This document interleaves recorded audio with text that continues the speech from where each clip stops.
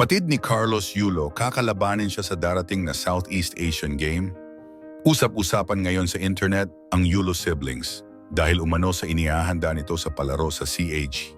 Dito ay possible na maging magkatunggali ang dalawang Yulo, si Carlos Yulo at ang nakababatang kapatid nito na si Eliza Yulo. Sa mga nagdaang patimpalak ay napanood natin ang kapatid ni Kaloy at hindi natin maitatanggi na may angking galing din ang nakababatang kapatid nito. Gaya ni Kaloy, marami ding naiuwi na gintong medalya si Eliza. Bukod sa kanya ay meron pang isang Yulo na kapatid at ito ay si Eldrew. Isang magaling din na gymnast, si Eldrew naman ay posibleng makatunggali ang kapatid na si Carlos sa larangan ng gymnastics sa darating na Olympics 2028. Gusto din umano ng nakababatang kapatid ni Kaloy na makamit ang narating ng kanilang kuya. Mula sa papuri, gintong medalya at mga properties, lifetime access sa mga piling company. Sasakyan, cash na umaabot sa 100 million pesos.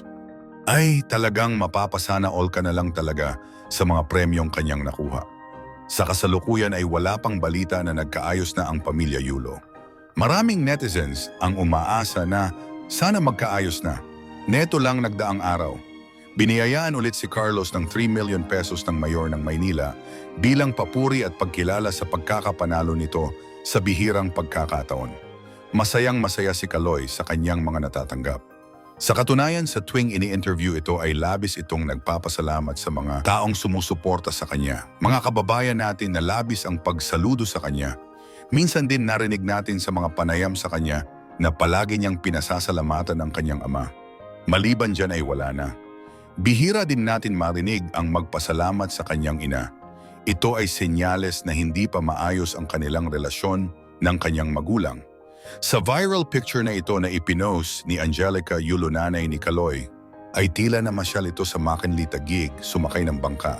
Dahil dito, halo-halo ang opinion ng mga netizens.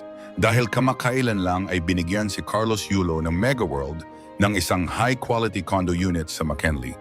It ay nagkakahalaga ng 32 million pesos plus 3 million cash.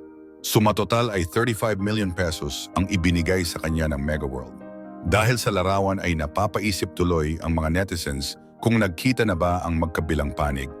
Sa mga larawan ng dinner ng pamilya Yulo, mapapansin na wala naman si Carlos at ang kasintahan nito na si Chloe. May mga nagsasabi naman na netizens na baka nagkita na sila sa pribadong paraan. May mga ilan din naman na sadyang sutil sa isyu na ito na possible nang aasar ang kanyang nanay.